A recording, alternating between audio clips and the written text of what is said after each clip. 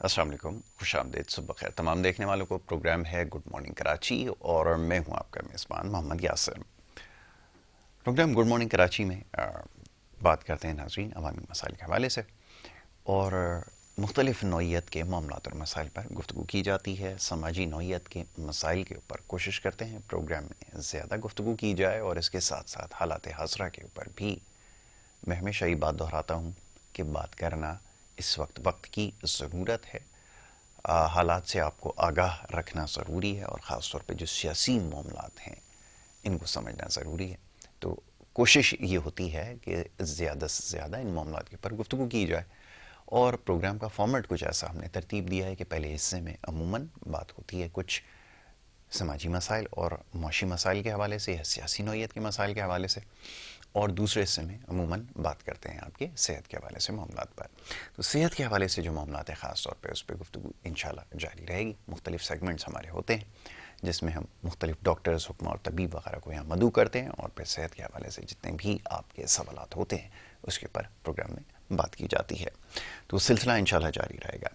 آج پہلے حصے میں کچھ بات ہوگی سیاسی نوعیت کے معاملات پر اور سیاسی صورتحال کے حوالے سے۔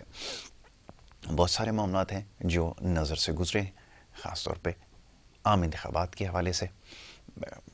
جو اس وقت سیاسی کشمکش جاری ہے اس کو سمجھنا بہت ضروری ہے، اور دوسری طرف جو ملک کے معاشی مسائل ہیں اس میں سنگین حد تک جو ہے اضافہ ہو چکا ہے، اور اب یہ بات کہتے ہوئے کیونکہ زبان ساتھ نہیں دیتی، کوئی اس میں شک باقی نہیں ہے کہ جس طرح یہ حکومت وجود میں آئی اور جو ایجنڈا لے کر آئی تھی مہنگائی کو کم کرنے کا، اس میں بری طرح ناکام ہوئے ہیں، اور صورتحال یہ ہے کہ گزشتہ روز بھی جو شرح سود ہے اس میں اضافہ ہوا، لوگوں کی توقعات سے زیادہ اضافہ کیا گیا، اور بنیاد یہ بنائی گئی کہ آئی ایم ایف کی طرف سے جو ہے یہ شرط رکھی گئی تھی۔ بہرحال اب شرائط چاہے جو بھی ہیں، عوام یہ مطالبہ کر رہی ہے سوشل میڈیا کے ذریعے، اور جتنے بھی پیغامات ہم تک پہنچتے ہیں کہ یہ جتنے بھی معاہدے ہیں ان کو عوام کے سامنے لانا ضروری ہے، اور یہ اب ناگزیر ہو چکا ہے، کیونکہ اگر اسی طرح معاملات چلتے رہے تو یہ معاملات زیادہ دیر نہیں چل سکیں گے۔ اور جو لفظ ایک اصطلاح استعمال ہوتی ہے ڈیفالٹ کی، جو پچھلے دن ایک وزیر صاحب نے استعمال کی اپنی گفتگو کے دوران کہ جو ڈیفالٹ ہو چکا ہے، شاید اس میں اب کوئی دو رائے نہیں ہے کہ واقعتاً یہ صورتحال اب آ چکی ہے۔ بہرحال اب دیکھنا یہ ہے، امید پہلے ہی نہیں باقی تھی، مکمل طور پہ ختم ہو چکی تھی، لیکن یہ جو اب خطرناک اس صورتحال میں ہم آ چکے ہیں، اس سے کیسے باہر نکلیں گے اور کیسے یہ سب کچھ ممکن ہوگا۔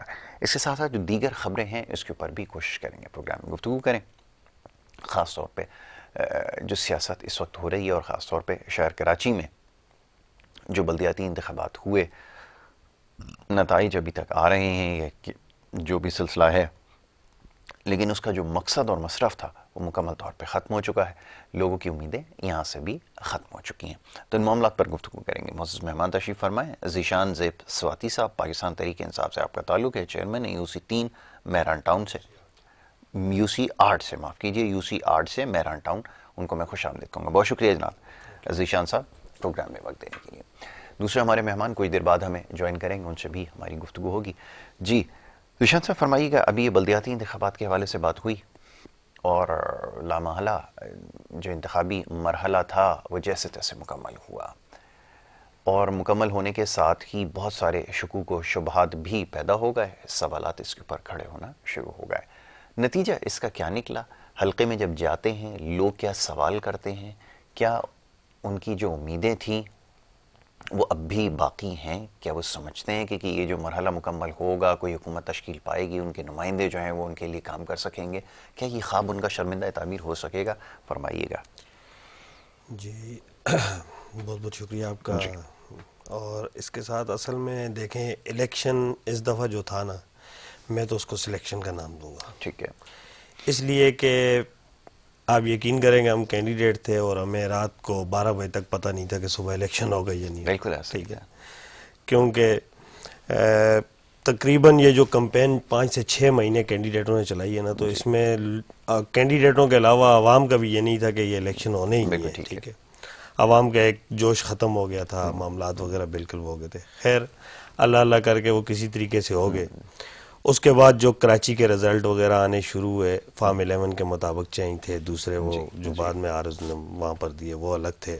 اس کے ساتھ ساتھ آپ نے دیکھا کہ یہاں کراچی میں ایک عجیب قسم کی سیاست ہوئی. ٹھیک ہے.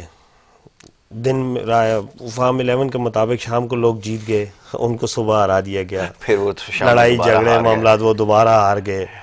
تو اس کے حوالے سے ابھی بھی کچھ کیسز وغیرہ چل رہے ہیں جس کی وجہ سے ابھی تک حلف نہیں ہو سکے. ٹھیک ہے. آپ یقین کریں گے کہ جس دن ہم جیتے ہیں تو دوسرے دن سے لوگ ہمارے گھروں کے آگے تھے، اس لیے کہ ان کی ایک امید تھی ہم لوگوں سے. کراچی بلدیات جب بھی ہوتا ہے تو اس کے بعد ایک بلدیاتی نمائندوں کے ہاتھ سے اس پہ کام وغیرہ ہوتا ہے. دیکھیں یہاں مقامی ایک تنظیم مل جاتی ہے. ٹھیک ہے. لیکن جو کہ ناممکن ابھی اس ٹائم سمجھیں کہ بہت مشکل ہے. فی الحال جب تک حلف وغیرہ نہیں ہوتے ہیں، اور حلف کا بھی فی الحال کوئی چانس بھی نظر نہیں آ رہا ہے. ہمیں تو لگ رہا ہے کہ تقریباً 1 سال ہم ایسے ہی بیٹھیں. ٹھیک ہے. اور آپ یقین کریں جب ہمارے گھر کے باہر لوگ آتے ہیں تو ہم ان کو آگے جواب دینے کے نہیں رہتے ہیں، اس لیے کہ ہمارے علاقے ہیں بہت سی محرومیوں کے شکار ہیں. میرا جس علاقے سے تعلق ہے میران ٹاؤن، آپ یقین کریں گے کہ وہاں کی کچی سڑکیں ہیں. یہاں آپ کے پروگرام 2-3 ہوئے ہیں وہاں میرے پاس. آپ کے پروگرام کے ایک ہوسٹ ہے نیشا، وہ آئی تھی، انہوں نے وہاں پروگرام وغیرہ کیے ہیں. تو وہ کچی سڑکیں ہیں، گٹر ابل رہے ہیں. تو اس پہ ہم واللہ ابھی تک جیب سے کچھ کر رہے ہیں کہ کچھ نہ کچھ کام کور ہو جائے. لیکن یہ ہے کہ اس محروم عوام کے لیے ہم مجھے سیاست سے اس سے پہلے کوئی میرا تعلق سیاست سے نہیں تھا. میرا پراپرٹی کا اپنا ایک بزنس تھا. لیکن اپنے اس محلے کے لیے آئے تھے، علاقے کے لیے آئے تھے، اور ابھی بھی ایک اس کے لیے ہم ایک عزم رکھتے ہیں کہ انشاءاللہ ہمارے جو 4 سال ہیں اس میں ہم جو کر سکیں گے اس علاقے کے لیے کریں گے. ٹھیک ہے. میں نے بغیر سیاست کے اپنے MNA فہیم خان صاحب سے بہت سا فنڈ اس علاقے کے لیے لیا، کیونکہ وہ ایک اپنا بھٹو صاحب کی اسکیم تھی، لیکن اس کے اوپر ورک کبھی نہیں ہوا تھا، کبھی 1 روپے کا کام نہیں ہوا تھا. تو اب وہ لوگوں کی امید ہم سے ہے. اسی بات پہ آتے ہیں، لوگوں کی امید ہم سے ہے. تو ہماری آنکھیں جو ہے وہ آگے حلف تک ہیں کہ کب ہوگا اور کب لوکل گورنمنٹ بنے گی اور ہم لوگوں کو فنڈز وغیرہ ریلیز ہوں گے. تو اب پہلے تو الیکشن کا رونا تھا، اب اس کے ساتھ ساتھ جو ہے نا فنڈز کا رونا ہے. تو اگر حلف وغیرہ یا اسی طریقے سے یہ کیسز وغیرہ چلتے رہے تو مجھے نہیں لگتا ہے کہ یہ ہمارا فنڈ کا رونا ختم ہوگا. ابھی تو ایک مرحلہ اور بھی ہے جس میں یہ کہ اختیارات کی منتقلی بھی ہونا باقی ہے، کیونکہ جو اگر میئر منتخب ہو بھی جائے گا تو بحث وہیں سے شروع ہوگی جہاں سے ختم ہوئی تھی کہ اس کے پاس کیا اختیارات ہیں جس کے ذریعے وہ کام کر سکتا ہے، یا اپنی کابینہ کو یا اپنے منتخب نمائندوں کو کیسے فنڈز جو ہے وہ دے سکتا ہے تاکہ وہ نچلی سطح کے اوپر جو سطحی مسائل ہیں ان کو حل کر سکے. تو اب یہ بھی ایک بہت بڑا مسئلہ ہے. بہرحال اب یہ مسائل جو ہیں کیا یہ اتنے پیچیدہ ہیں کہ حل نہیں ہو سکتے؟ کیونکہ جب سندھ حکومت کو ہم دیکھتے ہیں تو ان کے پاس کل اختیارات ہیں، میجورٹی بھی ہے، اور ایک بڑے طویل عرصے سے حکمرانی بھی کر رہے ہیں. کیا لگتا ہے کہ کیوں ابھی تک ڈیلیور نہیں کر سکے؟ رکاوٹ کیا ہے؟ کوئی نہ کوئی رکاوٹ تو یقیناً ہوگی اس میں. دیکھیں جی، میں تو ایک چیز کی بات کرتا ہوں کہ یہاں ایک لاسانیت کا تعلق وہ سسٹم ہے. ہم نے ایک پروٹیسٹ کیا صرف کس چیز پہ؟ 2 کنڈی مینوں کے لیے. ہاں، ہم کچھ اور بھی نہیں مانگ رہے تھے، 2 کنڈی مینوں کے لیے. MD واٹر بورڈ نے اور مثلا وہیں پر اسی ٹائم لکھا کہ جی یہ فلاں فلاں یوسیوں کو 2 کنڈی مین دے دیے جائے. ٹھیک ہے. آپ یقین کریں گے کہ پروٹیسٹ کو 1 مہینہ ہونے والا ہے، ابھی تک کسی نے وہ کنڈی مین ہمیں نہیں مل سکتا. تو مجھے یہ بتائیں کہ یہ سندھ گورنمنٹ کے اختیارات ہیں جہاں 1 کنڈی مین تک پرووائڈ نہیں کیا جا سکتا. کوئی ہم سیوریج کی لائنیں نہیں مانگ رہے ہیں، پانی کے کنیکشن نہیں مانگ رہے ہیں. ہم جس علاقے سے ہیں وہاں پانی دیکھا ہی نہیں ہے لوگوں نے کہ لائن سیوریج کا اپنا لائن کا پانی بھی آتا ہے. ٹھیک ہے. لیکن اس پہ یہ ہے کہ ابھی سندھ گورنمنٹ کے جو آپ اختیارات کی بات کر رہے ہیں، ٹاؤن کے اندر کتنی آبادی ہوگی؟ کیونکہ ویسے تو اس کا تخمینہ لگانا مشکل ہے، لیکن کیونکہ آپ لوگوں کی یوسیز ہیں، کتنی؟ ہماری تقریباً 60 سے 65,000 65,000 کے قریب بہت بڑی آبادی ہوتی ہے، اس سے اور زیادہ پانی ہوگی، وہاں کم نہیں پر ہوگی، زیادہ ہی ہو اس سے سکتی ہے، زیادہ آپ ہو نے سکتی بالکل ہے۔ ٹھیک کہا کہ زیادہ ہی ہوگی۔ تو آپ یقین کریں گے کہ اختیارات ان کے پاس بالکل تھے سندھ گورنمنٹ کے پاس۔ ایم این اے فہیم خان صاحب نے وہاں سیوریج کی لائنیں ڈلوائی، تقریباً 30,000 رننگ فٹ سیوریج کی لائنیں 18 اور 24 کے ہم نے ڈلوائی ہیں، ٹھیک ہے، جو پی ڈبلیو ڈی کے فنڈ سے، وفاقی فنڈ سے ڈلوائی تھی، کچھ روڈ وغیرہ ڈلوائے، لیکن اس کا خیال رکھنا سندھ گورنمنٹ کا وہ تھا، کیونکہ دیکھیں ان کو لائنوں کو ڈال دی، لائنیں مینٹین کرنا، ان کی صفائی کا کام سندھ گورنمنٹ کا تھا، کیونکہ ان کی حکومت تھی۔ کوئی جب ایک کنڈی میں نہیں دے سکتے تو وہ کہاں سے کام کریں گے؟ اس کے اوپر وہ لائنیں تباہ ہوئی، وہ فنڈ جتنا تھا وہ تباہ ہو گیا، عوام کے کام نہیں آیا۔ تو اس میں اب وہ دوبارہ سے اگر اس طریقے سے معاملات ہوں گے تو کیسے چلیں گے؟ اس کے بعد آگے اختیارات کیسے منتقلی ہوں گے؟ ٹھیک ہے، اختیارات اس ٹائم جب دیکھیں ایک مقامی تنظیم کے پاس اختیارات جائیں گے، جو وہاں کا مقامی نمائندہ ہے اس کے پاس اختیارات جائیں گے تو وہ اپنے اس علاقے کو بہتر سمجھتا ہے، تو اس کے ساتھ عوام کا بھی تعلق ہے، عوام کی نظریں ہم لوگوں سے ہیں، ہم نے ان کے کام کرنے ہیں۔ یقین کریں گے اگر یہی معاملات رہے تو 4 سال کیا، میں تو کہتا ہوں 2 سال بعد ہم اپنے علاقے میں نہیں جا سکیں گے۔ ٹھیک ہے، تو یہ وجہ بھی ایک ہے کہ جو سیاسی معاملات ہیں یا روایت ہماری یہ رہی ہے کہ جو علاقے ہمارے نہیں ہوتے یا جہاں سے ہمیں کامیابی نہیں ملتی وہاں پر ہماری کوئی توجہ نہیں ہوتی۔ یہ طرز سیاست بہت پرانا ہے، لیکن کیا کریں کہ یہاں پہ جو منتخب جماعت ہے وہ شاید یہ سوچ رکھتی ہے۔ تعجب ہوتا ہے صحت و صفائی کے حوالے سے کیا معاملات ہیں؟ اب جہاں پر چلنے کے لیے سڑک نہ ہو وہاں پر کیا سوال کروں میں آپ سے اور کیا اس کا جواب لوں؟ کیونکہ میرا بھی تعلق اسی شہر سے ہے تو میں یہاں کے گلی کوچوں سے واقف ہوں، شب و روز یہاں پہ دیکھتا ہوں جو کچھ ہوتا ہے۔ تو آپ کے علاقے میں کیا صورتحال ہے صحت صفائی کے حوالے سے؟ چلیں صفائی کا ہی اگر مسئلہ ہے جو کہ پورے کراچی میں نظر آتا ہے تو ان علاقوں کے اندر کیا صورتحال ہے؟ اوورآل کراچی میں ہی آپ کے سامنے ہے کہ جو معاملات ہیں، لیکن ہمارے جو علاقے ہیں وہ حد سے زیادہ اس چیز سے متاثر ہیں۔ ایک تو یہ ہے کہ غریب علاقے ہیں، ہاں تھوڑا سا یہ ہے کہ ڈی ایم سی کا بھی جو صفائی کا عملہ وغیرہ ہوتا ہے اس کے وہ ہمیں مثلا پرووائڈ ہو گئے ہیں، اس کے حوالے سے ہم لوگ کام شام صفائی کروا لیتے ہیں، لیکن وہ میں نے آپ کو بولا کہ گٹر کے پانی ابلتے ہوئے سیوریج کا پانی وہ گلیوں میں بہہ رہا ہے، تو اس سے بہت ساری بیماریاں پھیل رہی ہیں۔ یقین کریں گے کہ ہر تیسرا بندہ ہم نے بیمار دیکھا ہے، بالکل ایسا ٹھیک ہے۔ تو صحت کے لیے اس ٹائم صحت کا ہوتا ہے جب صفائی ہو، تو اس کے بعد صحت پہ بھی وہ ہوتا ہے، ٹھیک ہے۔ اور صفائی نصف ایمان ہے، بے شک ہے، جو کہ ہماری سندھ گورنمنٹ کو سمجھ نہیں آ رہی کہ صفائی جو ہے نا کروانی پڑتی ہے۔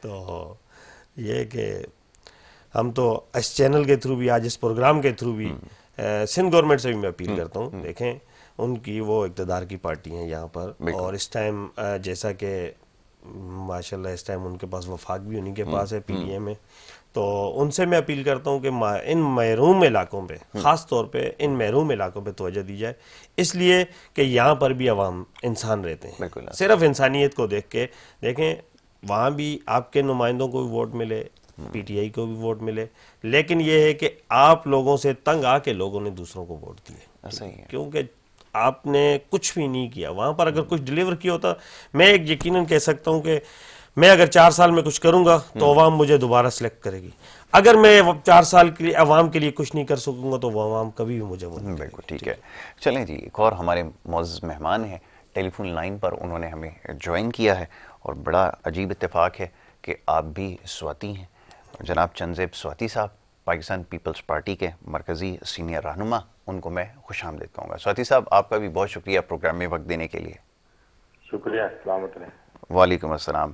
سواتی صاحب یہاں پر اسٹوڈیوز میں بھی ہمارے ساتھ معزز مہمان ہیں، پاکستان تحریک انصاف سے آپ کا تعلق ہے، ذیشان زیب سواتی صاحب کچھ اپنے علاقے کے حوالے سے فرما رہے تھے، جو کام ہیں وہ نہیں ہو سکے، اور خیال یہ ہے کہ جو صوبائی حکومت ہے پاکستان پیپلز پارٹی کی وہ ڈیلیور کرنے میں ناکام ہوئی ہے، اور ساتھ ہی ابھی یہ بھی گلہ کر رہے تھے، بلکہ یہ ایک تو عوامی سوال بھی بن چکا ہے کہ یہ جو بلدیاتی انتخابات ہوئے تھے اس کا مرحلہ کب مکمل ہوگا، اور اس میں تاخیر کیوں کی جا رہی ہے؟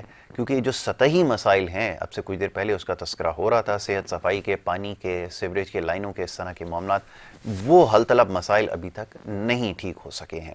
تو فرمائیے گا کہ حل رکاوٹ کیا ہے اور یہ مسائل کیسے حل ہوں گے؟ جی شکریہ یاسر، سب سے پہلے آپ کا اور جو میرے بھائی میرے قوم قبیلے کے بیٹھے ہوئے ہیں جی ان سے بڑے پیار بھرا عرض ہے کہ اگر پاکستان پیپلز پارٹی صوبہ سندھ کی اور مرکز کی واحد پارٹی ہے جی کہ جس نے ضمنی الیکشن ہوئے تو اس نے عمران خان کو یہاں سے حکیم بلوچ نے شکست دی، جی جی اور پاکستان پیپلز پارٹی نے ہی موسیٰ رضا گیلانی نے ان کو ملتان میں شکست دی۔ اب آ جاتے ہیں بلدیاتی الیکشن کراچی کی طرف۔ جی بلدیاتی الیکشن کراچی میں Pakistan Peoples Party single larger party ہے جی کہ جس نے سب سے زیادہ سیٹیں لی ہیں، بالکل اس کے بعد جو ہے وہ جماعت اسلامی ہے، اور تیسرے نمبر پر جو ہے وہ تحریک انصاف ہے۔ ایسا ہی ہے۔ جبکہ جماعت اسلامی کے پاس تو یہاں پر نہ کوئی ایم این اے تھا نہ کوئی ایم پی اے تھا، مگر پبلک نے اس کو ووٹ دیا ہے اور ہم اس ووٹ کا احترام کرتے ہیں، ان کی تعظیم کرتے ہیں۔ بالکل ٹھیک ہے۔ رہا سوال یہ کہ تحریک انصاف کو تقریباً 40 کے قریب جو ہے کراچی شہر سے یونین کونسلوں میں کامیابی ہوئی ہے، اور جبکہ ان کے پاس سب سے بڑا اسٹیک تھا۔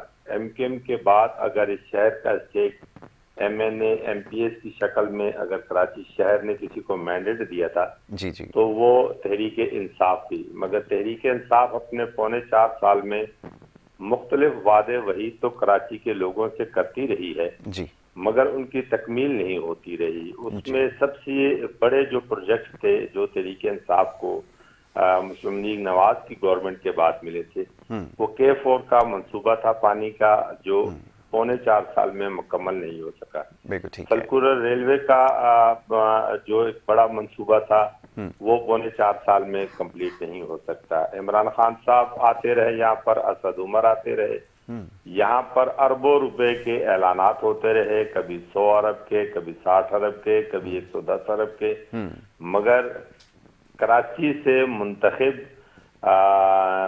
لوگوں کو صدر پاکستان بھی بنایا گیا، مگر اس کے باوجود بھی کراچی شہر کو کوئی بھی میگا پروجیکٹ تحریک انصاف نہیں دے سکی۔ ایون پاکستان کے اندر بھی جتنے میگا پروجیکٹس تھے جی جو پاکستان پیپلز پارٹی کے دور میں اور مسلم لیگ نواز کے دور میں شروع کیے گئے، ہاں ان کے جو ہے وہ پھیتے کاٹنے میں جو ہے وہ تحریک انصاف سر فہرست رہی ہے۔ اس سے قطع نظر کہ شہر کراچی میں کس کا مینڈیٹ تھا، کس کا مینڈیٹ ہے اور کس کی حکومت بننے جا رہی ہے، جی اس وقت ملک کے جو موجودہ اقتصادی حالات ہیں جی اس میں حیثیت ایک سیاستدان کے میں یہ سمجھتا ہوں کہ ہم لوگوں کو سیاست سے بالا تر ہو کر اس وقت ملک پاکستان کی جو مشکلات ہیں جس میں مسلسل اضافہ ہوا جا رہا ہے، اور جس طرح پاکستان کے اس وقت بین الاقوامی طور پر دیکھیں، آج ہماری بدقسمتی ہے کہ چین کھڑا ہو کر ہمارے لیے جو ہے وہ حمایت کا اعلان کر رہا ہے کہ پاکستان کی مدد کی جائے۔ اس کا مقصد یہ ہے کہ پاکستان کے وہ تمام ادارے جو اپنے دائرہ اختیار سے بات نکل کر دوسروں کے معاملات میں مداخلت کرتے رہے ہیں، اور وہ مداخلت کا ہی نتیجہ تھا کہ 2018 میں جس طرح عمران خان کو لایا گیا تھا، مسلط کیا گیا تھا، اس کا خامیازہ اس وقت ہم پورا پاکستان 23 کروڑ عوام جو ہے وہ بھگت رہے ہیں۔ یہ وقت ایک دوسرے کے گندے کپڑے چوراہوں میں دھونے کا نہیں ہے، یہ وقت ایسا ہے کہ اس میں تمام سیاسی جماعتیں جو ہیں وہ بیٹھے اور تمام اسٹیک ہولڈر جو ہیں وہ پاکستان کے وہ بیٹھے اور پاکستان کے لیے کوئی اچھے فیصلے کریں۔ چند جی، سوال یہ ہے کہ یہ آپ نے بالکل ٹھیک کہا کہ سب کو مل بیٹھ کر سوچنے کی ضرورت ہے۔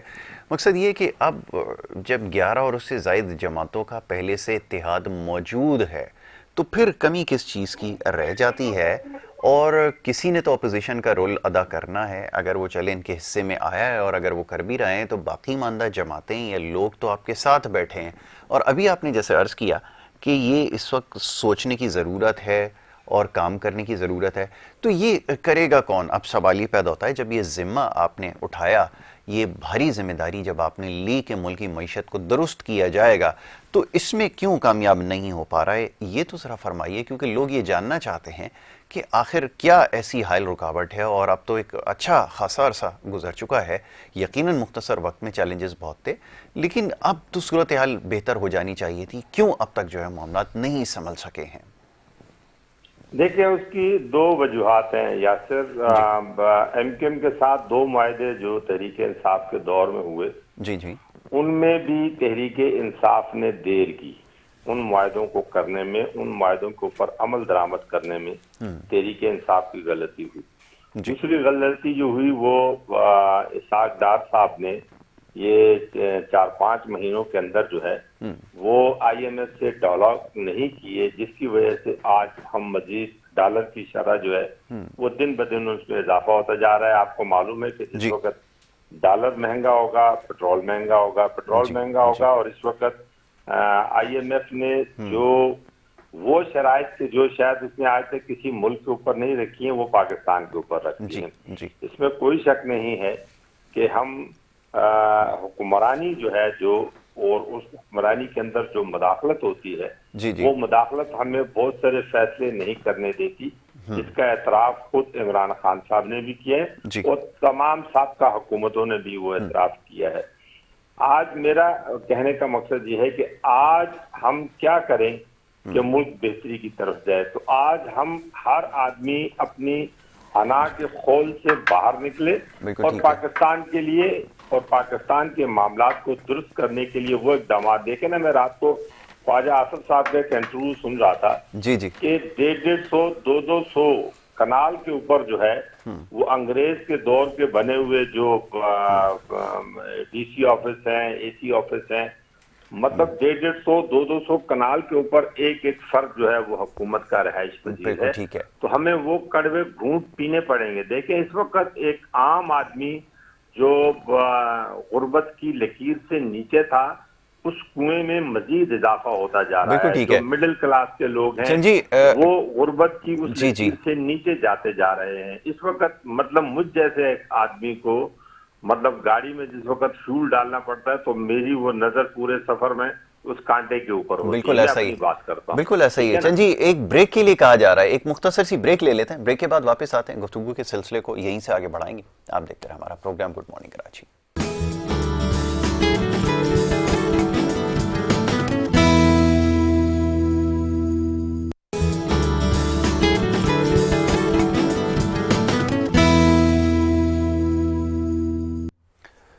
پروگرام میں آپ کو ایک دفعہ پھر خوش آمدید کہیں گے. بریک پہ جانے سے پہلے گفتگو کا سلسلہ جاری تھا. معزز مہمان اسٹوڈیوز میں تشریف فرمائے اور ٹیلی فون لائن پر بھی ہمارے ساتھ ہمارے مہمان شامل گفتگو تھے اور ان سے بات ہو رہی تھی ملکی سیاسی صورتحال کے حوالے سے.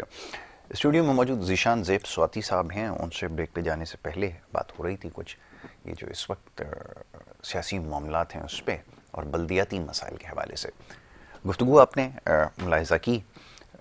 چند زیب سواتی صاحب جو ہمارے محترم ہیں، انہوں نے جن چیزوں کی نشاندہی کی، یقیناً یہ بات بھی ہے کہ اس وقت معاملات کو افہام و تفہیم سے حل کرنے کی ضرورت ہے. اور کچھ انہوں نے تذکرہ کیا کہ جو ماضی میں معاملات رہے، یعنی کہ جو حکومت پاکستان تحریک انصاف کی معرض وجود میں آئی، اس کے بعد ہی مشکلات کا سلسلہ شروع ہوا اور اس کے بعد آئی ایم ایف سے معاملات نہ طے کرنا یا اس طرح کے جو معاملات تھے اس میں دانستہ طور پر جو ہے وہ طول دیا گیا، جس کی وجہ سے معاملات یہاں تک پہنچے ہیں. کتنا متفق ہیں اس بات سے؟ یقیناً آپ کے لیے بے حد مشکل ہوگا ان تمام باتوں سے اتفاق کرنا. جی چند زیب صاحب ہمارے ایک بہت اچھے ہمارے بزرگ ہیں. میں تو ان کی کسی بات کا نہ برا مناؤں گا اور نہ کبھی اس پہ وہ کروں گا. یہ سیاسی باتیں ہیں، باقی ہمارے قبیلے سے ہیں وہ. جی تو ایسا ہے کہ دیکھیں، پاکستان تحریک انصاف نے اپنے 3.5 سالوں میں جو کام کیا ہے نا، میں باقی چھوڑے میں کراچی کی بات آ جائیں. بالکل وفاق سے یہاں پر ہمارے جتنے ایم این ایس کو فنڈز ملے ہیں، آپ یقین کریں گے کہ ان سے ریکارڈ ترقیاتی کام انہوں نے کیے ہیں. ٹھیک ہے. پھر وہیں پر آ جاتا ہوں کہ ان کو مینٹین کرنا سندھ گورنمنٹ کا کام تھا. سندھ گورنمنٹ کس کی تھی؟ پیپل پارٹی کی.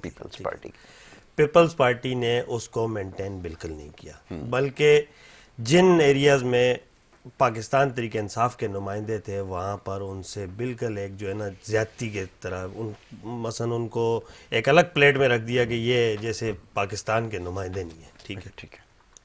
تو ان سے یہ بہت زیادہ انہوں نے زیادتی کی، اس کی وجہ سے وہ ایریے محروم رہے. حالانکہ آپ دیکھیں اس ٹائم سیوریج کا جو کام ہے وہ کروانا، مثلا 24 کی لائنیں، 18 انچ کی لائنیں، یہ مین لائنیں تھی، پھر روڈز وغیرہ ڈالے، ٹھیک ہے، یہ ہم نے وفاقی فنڈ سے، پی ڈبلیو ڈی کے فنڈ سے ڈالے ہیں. آئے میں اپنے، میرا چھوٹا سا ایریا ہے، میں اس میں ان کو این اے 241 پورے میں ان کو وہ کرواتا ہوں. ایم این اے فہیم خان صاحب تھے، ریکارڈ ترقیاتی کام کیے. میں کہتا ہوں کہ وہ ایسے ایم این اے کہ آج الحمدللہ پاکستان تحریک انصاف سے ہی دوبارہ الیکشن کنٹینڈ کر رہے ہیں. اس ٹائم ان کے مقابلے میں آزاد کینڈیڈیٹ کے علاوہ کوئی بھی نہیں ہے، اور وہ بھی ایسے ہیں کہ نئے بندے ہیں، کوئی مثلا اس طرح کا وہ نہیں ہے جو دوسرے ان کے وہ کریں گے.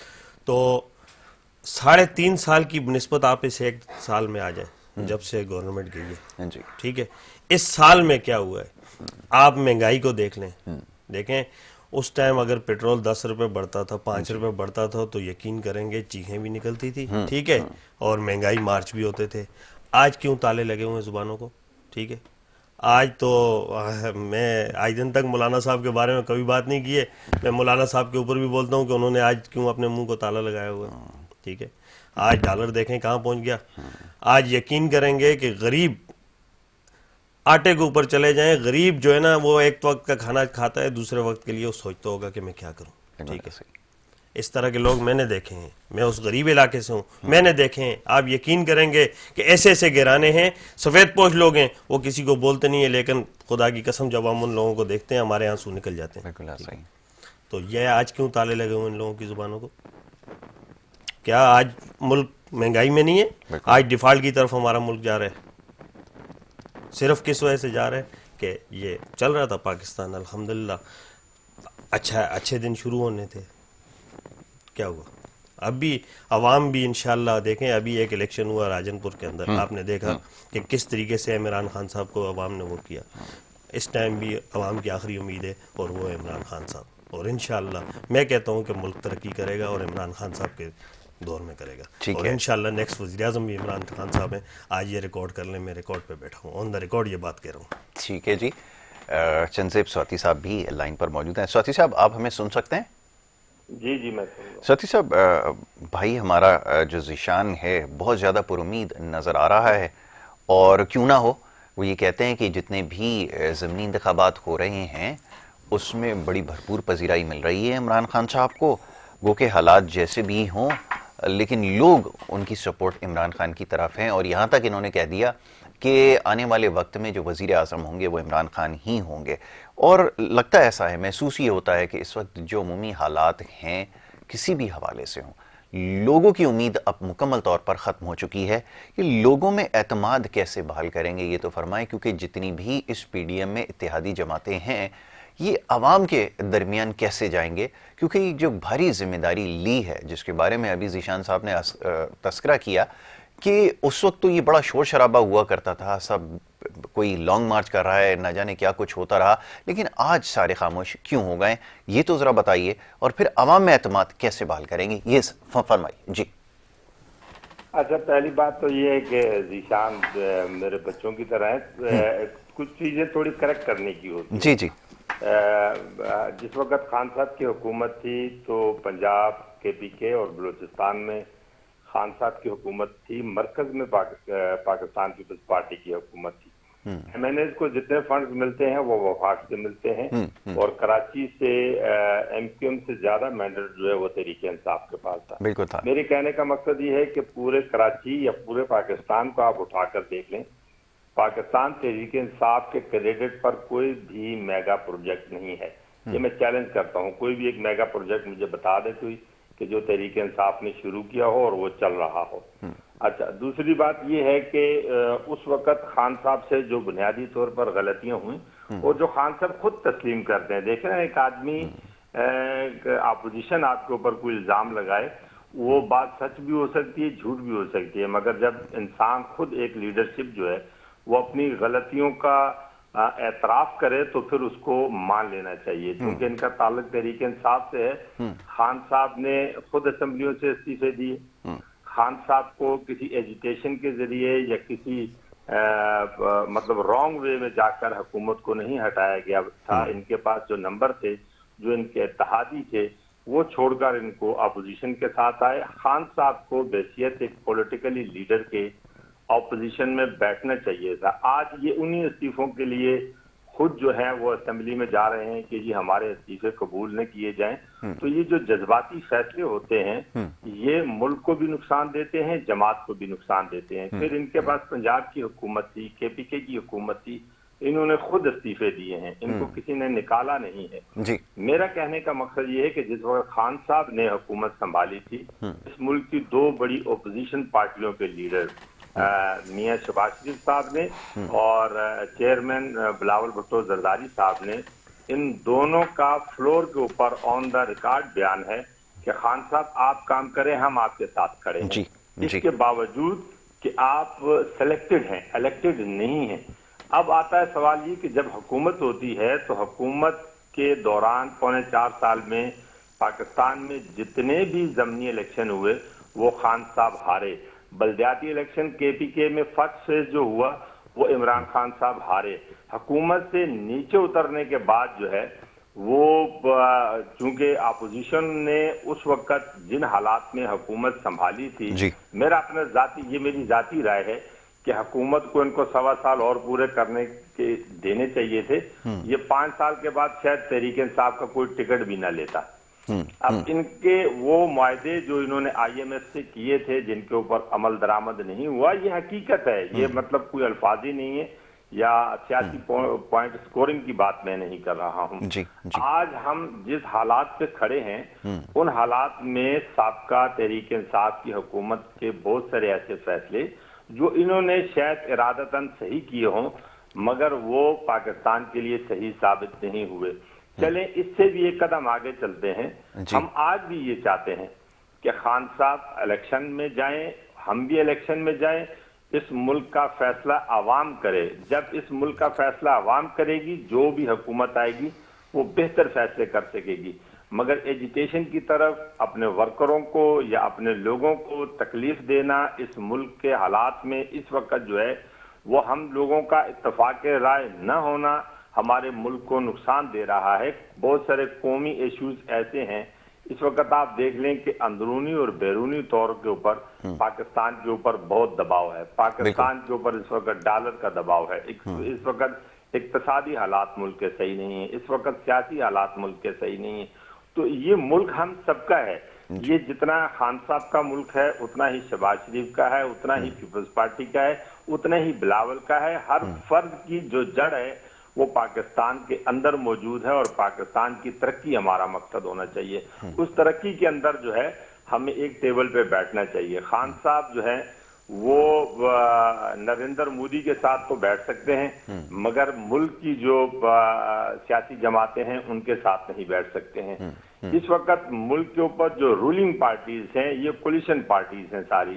اس میں بھی ہماری کوشش یہ ہے کہ ہم وہ فیصلے کریں جو پاکستان کے حق میں بہتر ہوں. مگر دن بدن میں یہ پھر کہہ رہا ہوں، یہ میں اپنے حکمرانوں کی بات کر رہا ہوں کہ دن بدن چاہے اس ملک کی حکومتی پارٹی ہو یا اپوزیشن کی پارٹی ہو، ہمارے ہاتھ سے جس طرح ریت سرکتی ہے اس طرح وہ ریت ہمارے ہاتھ سے سرک رہی ہے. ہم خدا نہ کرے میرے منہ میں خاک کہ ہم سری لنکا والے حالات کی طرف چلے جائیں. اس وقت اس ملک کی سیاسی لیڈرشپ کو دیکھیں، جب تک سیاسی لیڈرشپ آپس میں ڈائلاگ نہیں کرتی ہے تو پھر آپ ان لوگوں کے پاس جاتے ہیں کہ جن کے فیصلوں سے آج تک یہ ملک پیچھے رہا ہے. بالکل ٹھیک ہے. آپ کو ان کے پاس جانے کی ضرورت نہیں ہے. اس ملک کے سیاسی فیصلے سیاسی لوگوں نے کرنے ہیں. خان صاحب کو آگے بڑھنا چاہیے. کمیاں کوتاہیاں غلطیاں جس سے اپنی حکمرانی میں ہوئی ہیں ان غلطیوں کا ازالہ کرنے کا وقت ہے. اس وقت اس ملک کی 23 کروڑ عوام جو ہے وہ تمام سیاسی پارٹیوں کی طرف دیکھ رہی ہے، کسی ایک سیاسی پارٹی کی طرف نہیں دیکھ رہی ہے. میری پھر گزارش ہے کہ ہم سب کو مل کر اس ملک کے لیے بہتر فیصلے کرنے چاہیے اور جو ہمارے اندر ایسے فیصلے ہیں जिन्हें हम करते हुए कभी सरमायादार से डरते हैं, कभी हम जिम्मेदार से डरते हैं, उन फैसलों के ऊपर अमल दरामद होना चाहिए। बिल्कुल ठीक है। ताकतवर तबके हैं, उन ताकतवर तबकों को जो है वो आइन और कानून के नीचे लाना चाहिए, तब तो ये मुल्क बेहतरी की तरफ जा सकता है, वरना खुदा न खास्ता हम मजीद तनज़ली की तरफ जाएंगे। ठीक है, मैं स्वाति साहब जरा ज़ीशान साहब से इस बारे में उनकी राय ले लूँ। वक्त मेरे पास थोड़ा सा रह गया है। मैं चाहूँगा, स्वाति साहब ने निशानदेही की है, उसमें एक चीज़ जो मैं समझ सका हूँ, वैसे तो तमाम बातें अपनी जगह बिल्कुल दुरुस्त हैं, लेकिन ये जो इस वक्त डायलॉग की बात उन्होंने की है, अब खान साहब का रवैया जब वो बरसरे इक़्तिदार थे तब भी उसमें लचक नहीं पाई जा रही थी, और लोग ये उनसे सवाल कर रहे थे कि अगर ये मामलात अगर आपने आगे बढ़ाने हैं इस मुल्क के, तो उसके लिए आपको डायलॉग का रास्ता इख्तियार करना पड़ेगा। लेकिन ना वो उस वक्त था, ना इस वक्त कोई इस तरह की उन्होंने कोई इंडिकेशन दी है, कोई इंदिया दिया है कि शायद ऐसा होगा। अब जितनी गैर मामूली सूरत हाल है, इसमें एजिटेशन की तरफ जाना या किसी भी किस्म की, आप समझ लें कि अगर कोई एडवेंचर की तरफ जाने की कोशिश करेंगे, जेल भरो मूवमेंट या सिविल डिसोबीडियंस या इस तरह न जाने क्या कुछ माजी में भी होता रहा, तो इससे मज़ीद तबाही जो है वो आ सकती है। कैसे इसका दिफा करेंगे, फरमाइए। जी बिल्कुल, असल में ऐसा है कि देखें, डायलॉग पे तो आ ही नहीं सकते ना। ठीक है, डायलॉग पे इसलिए नहीं आ सकते हैं कि 2 से 3 बातों से हमारी पीडीएम की जो वो पीछे हट गए। डायलॉग पे पहले एक दफ़ा ये बात आपस में हुई कि आप केपीके और पंजाब की गवर्नमेंट छोड़ दें, इस्तीफे दे दें तो हम इलेक्शन करवा लेंगे। अवाम के ऊपर जब छोड़ना है, हम भी बोलते हैं, उन्होंने एक बड़ी ज़बरदस्त बात अभी की चंदेब साहब ने कि आएँ और इलेक्शन की तरफ जाते हैं। तो खान साहब तो ये बात कर रहे हैं, कब से कर रहे हैं कि इलेक्शन करवाएं। हमारी मौजूद अदलिया का फैसला उस दिन आया जो कि 90 दिन में इंतखाबात कराने का, हमने उस फैसले को तो वो किया कि बहुत ज़बरदस्त एक फ़ैसला था। लेकिन आप उसी के अगेंस्ट देख लें तो कितने सोशल मीडिया पर किस तरीके से मसन पीडीएम ने वो किया कि ये कैसे फैसले हैं, हम इसको वो नहीं करते हैं। ठीक, तो देखें, इस टाइम खान साहब ने, राणा साहब ने भी ऑन एयर टीवी पे ऊपर ये बात की थी कि आप ये 2 असम्बलियों के इस्तीफे दे दें, हम जनरल इलेक्शन करवाते हैं, जबकि नहीं करवाए।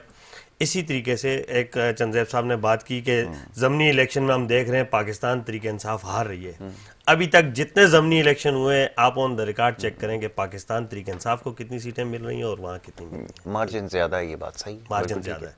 डायलॉग के ऊपर इसलिए नहीं आ सकते हैं। थोड़ा सा जी, कर लें, मैं बता देता हूँ आपको। जी, नहीं, मैंने अभी अर्ज किया, मुल्तान का हवाला दिया और कराची के कराची और मुल्तान की 2 सीटें जो इन्होंने ली, जो 9 हल्कों पे इलेक्शन हुआ था और उसमें से 7 हल्कों मैंने वही अर्ज किया, खान साहब ने जीत लिया, और एक मलीर वाली सीट जो देखें, मैं सॉरी मादरत के साथ मैं इंटरप्ट कर रहा हूँ आप लोगों को।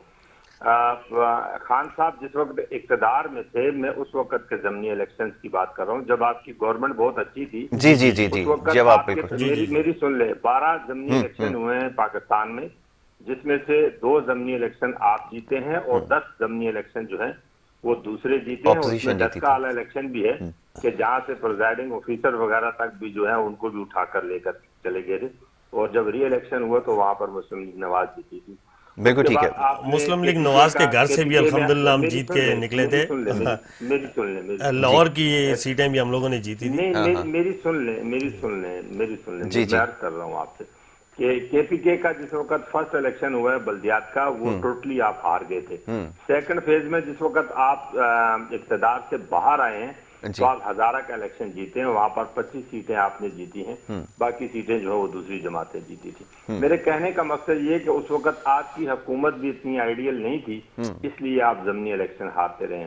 इस वक्त महंगाई में मजीद इजाफा हो गया और हम लोगों के लिए भी अब इलेक्शनों में जो है वो रिजल्ट नहीं आएंगे जो हमारी तवक्को थी। बिल्कुल ठीक है, मुतवक्का नताइज नहीं आ इस वक्त आप कराची और हैदराबाद का जो बल्दियाती इलेक्शन है वो देख लें। हैदराबाद में हमने स्वीप किया नहीं, कराची और हैदराबाद के इलेक्शन को तो इसलिए मैं यहाँ आपकी बात काटूंगा चंदेब साहब, आप मेरे बुजुर्ग हैं, लेकिन कराची के इलेक्शन को तो मैं बिल्कुल ऐसे लेके जाऊंगा कि इस टाइम 45 यूसीज पे कैसे चल रहे हैं, जो कि ज्यादातर अक्सरियत में पीपल पार्टी के पास है। अगर आप यकीन करेंगे ये इलेक्शन सही तरीके से इलेक्शन होते, या जो 24 जुलाई को होने थे, 28 अगस्त को होने थे, ये इलेक्शन उस टाइम पे हो जाते तो ऐसा क्लीन स्वीप करती कि 1 से 2 सीटें भी अगर पीपल पार्टी इस शहर में ले लेती तो आप चल, इसी बात के साथ जो है वो हमें ब्रेक की तरफ जाना होगा اور میں بڑا مشکور و ممنون ہوں جناب ذیشان زیب سواتی صاحب کا اور محترم چند زیب سواتی صاحب کا کہ دونوں ہمارے ساتھ شامل گفتگو رہے. ایک بریک کے لیے کہا جا رہا ہے, ایک بریک ہے, بریک کے بعد واپس آئیں گے. آپ دیکھتے رہیے پروگرام گڈ مارننگ کراچی.